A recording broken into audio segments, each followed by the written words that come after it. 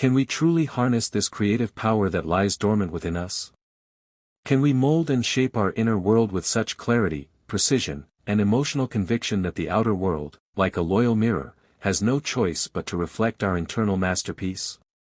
The answer, my friend, is not only yes, but resoundingly and irrevocably yes. And the method through which this is accomplished is so simple, so elegantly understated, that most people walk right past it, looking instead for something louder, flashier, or more complicated. But the truth has always been close, within reach, waiting patiently to be rediscovered.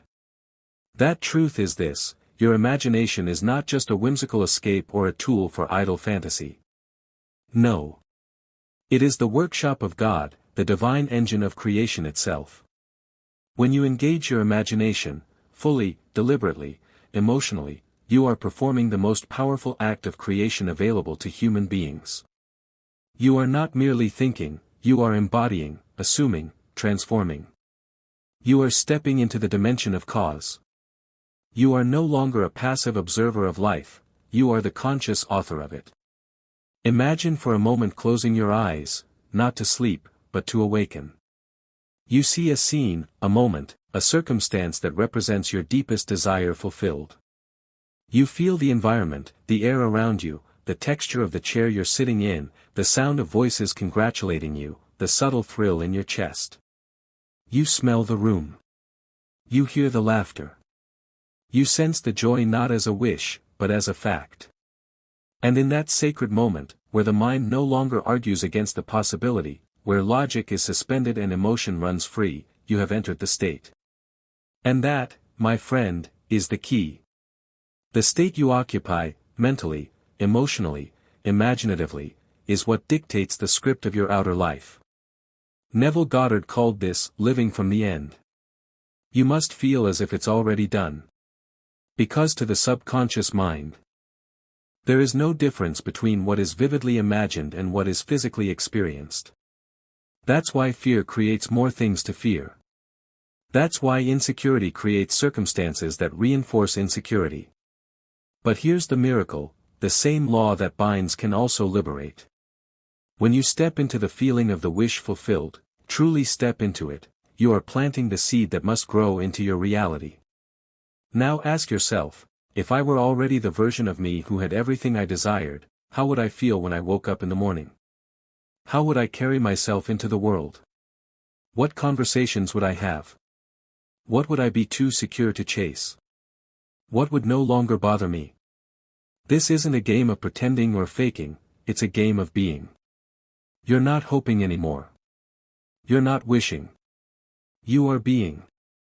You are saying to yourself, this is who I am now. And you're saying it not with just words, but with your posture, your mood, your inner dialogue, your imagination, and your energy. When you do this consistently, when you return to this state again and again as your new home, you will begin to notice strange and beautiful things happening. People treat you differently. Opportunities seem to arise from nowhere. Problems begin to dissolve. Why? Because the outer world is not fixed. It's not solid and immovable. It is fluid, and it is responsive. It is an echo, a reflection, a stage that reshuffles itself based on the role you have chosen to embody. Choose the role wisely, and the script will write itself in your favor. Do not underestimate the power of these simple truths. The world will tell you to grind, hustle, work until your eyes bleed. And yes, there is a place for action.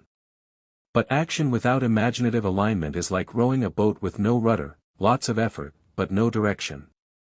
When your inner world is clear, confident, and assumed, your actions become inspired. They flow.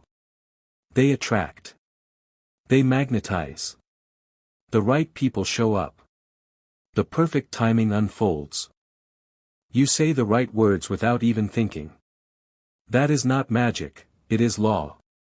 The law of assumption. The law that states, what you assume to be true, becomes true for you. Not because the world changes randomly, but because your inner state of belief, of being, organizes the entire outer world to reflect your internal conviction. The subconscious mind, your faithful servant, does not question or doubt. It takes what you persistently impress upon it and manifests it into reality through circumstances, events, and people. It is not up to you to know the how. It is only up to you to hold the vision, feel the result, and trust that what you have accepted internally must take shape externally.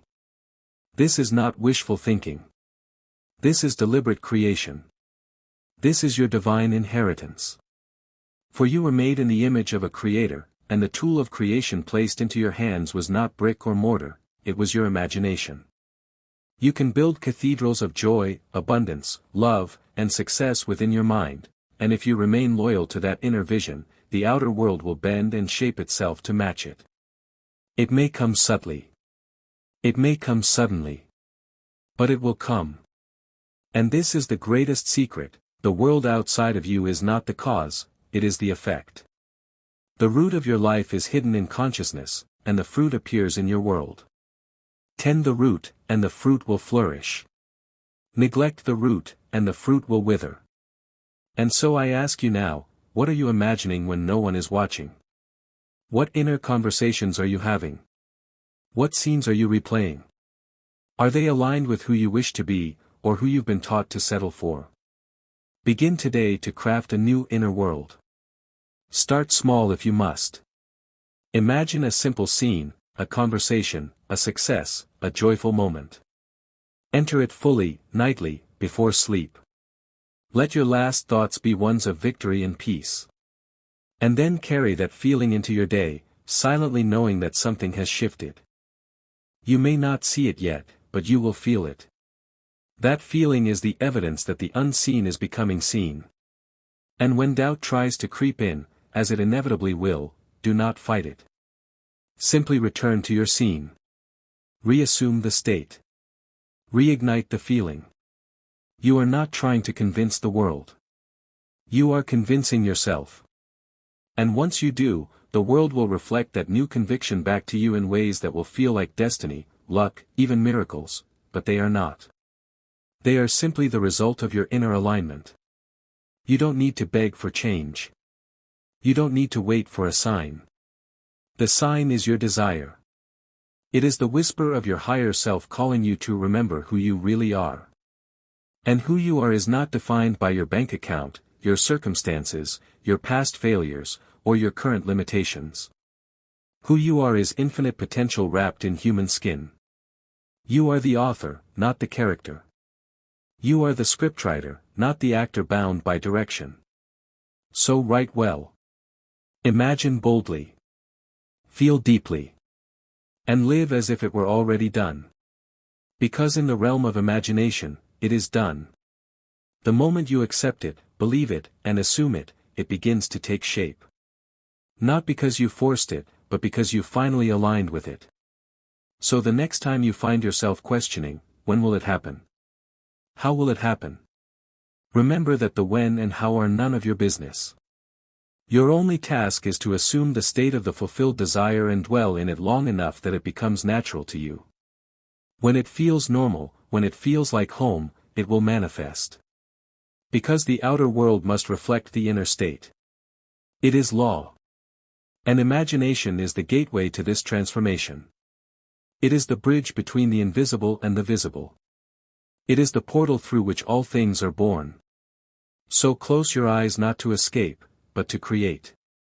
Imagine not as a child afraid of fantasy, but as a God learning to wield your own power. Feel it real, and it will become real. Assume the end, and the means will follow. Step into your vision and refuse to leave. And in doing so, you will awaken to the most extraordinary truth of all: you were never waiting for the world to change.